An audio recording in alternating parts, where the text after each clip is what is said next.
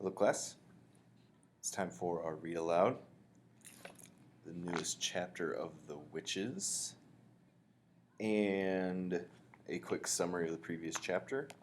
Bruno Jenkins' dad had come over, Mr. Jenkins, and wanted to talk to Grandmama and find out what happened to Bruno. And Grandmama told him the Grand High Witch did it. Told him witches did it. And that pointed at the Grand High Witch. And he was ready to go storm off and talk to her. He was warned. Let's see what happens if he goes over there.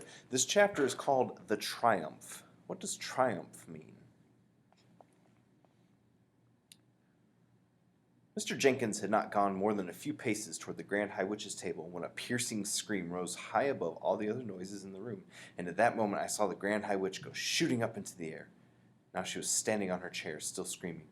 Now she was on the tabletop, waving her arms. "What on earth is happening, Grandmama?" "Wait," my grandmother said. "Keep quiet and watch." Suddenly, all the other witches, more than 80 of them, were beginning to scream and jump up out of their seats as though spikes were being stuck into their bottoms. Some were standing on chairs, some were up on the tables, and all of them were wiggling about and waving their arms in the most extraordinary manner. Then all at once, they became quiet. Then they stiffened. Every single witch stood there as stiff and silent as a corpse. The whole room became deathly still. "They're shrinking, Grandmama," I said. "They're shrinking just like I did." "I know they are," my grandmother said. "It's the mouse maker," I cried. "Look, some of them are growing fur on their faces. Why is it working so quickly, Grandmama?" "I'll tell you why," my grandmother said. "Because all of them have had massive overdoses, just like you. It's thrown the alarm clock right out of whack." Everyone in the dining room was standing up now to get a better view. People were moving closer. They were beginning to crowd round the two long tables. My grandmother lifted Bruno and me up so that we wouldn't miss any of the fun. In her excitement, she jumped up onto her chair so that she could see over the heads of the crowd. In another few seconds, all the witches had completely disappeared, and the tops of the two long tables were swarming with small brown mice. All over the dining room, women were screaming, and strong men were turning white in the face and shouting, "It's crazy! This can't happen! Let's get the heck out of here, quick!" Waiters were attacking the mice with chairs and wine bottles and anything else that came to hand. I saw a chef in a tall white hat rushing out from the kitchen brandishing a frying pan, and another one just behind him was wielding a carving knife above his head, and everyone was yelling, "Mice, mice, mice! We must get rid of the mice!" Only the children in the room were really enjoying it. They all seemed to know instinctively that something good was going on right there in front of them, and they were clapping and cheering and laughing like mad. "It's time to go," my grandmother said. "Our work is done." She got down off her chair and picked up her handbag and slung it over her arm. She had me in her right hand and Bruno in her left. "Bruno," she said, "the time has come to restore you to the famous bosom of your family." "My mom's not very crazy about mice," Bruno said. "So I noticed," my grandmother said. "She'll just have to get used to you, won't she?" It was not difficult to find Mr. and Mrs. Jenkins. You could hear Mrs. Jenkins' shrill voice all over the room. "Herbert!" It was screaming. "Herbert, get me out of here! There's mice everywhere! They're going up my skirts!" She had her arms high up around her husband, and from where I was, she seemed to be swinging from his neck. My grandmother advanced upon them and thrust Bruno into Mr. Jenkins' hand. "Here's your little boy," she said. "He needs to go on a diet." "Hi, Dad," Bruno said. "Hi, Mom." Mrs. Jenkins screamed even louder. My grandmother, with me in her hand, turned and marched out of the room.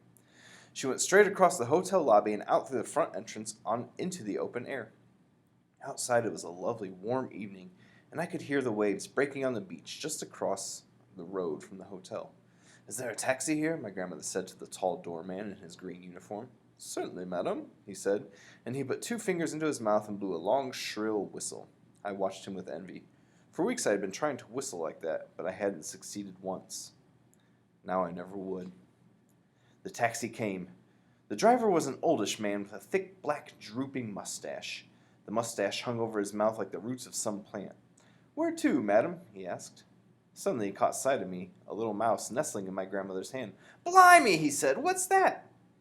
"It's my grandson," my grandmother said. "Drive us to the station, please." "I always liked mice," the old taxi driver said. "I used to keep hundreds of them when I was a boy."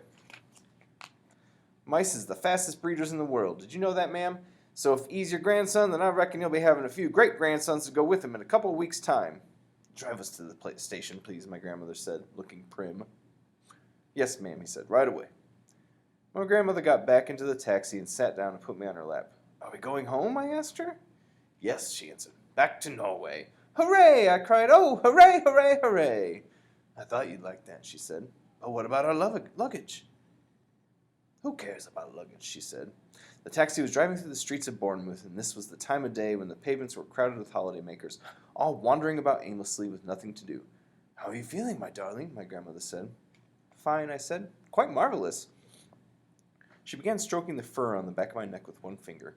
We have accomplished great feats today, she said. It's been terrific, I said. Absolutely terrific. Well, there you go. That's not the end of the book. There's still about 15 pages left. But all the witches were turned to mice, including the Grand High Witch. What do you think will happen in the last 15 pages? Write your prediction in your Reader's Response Journal.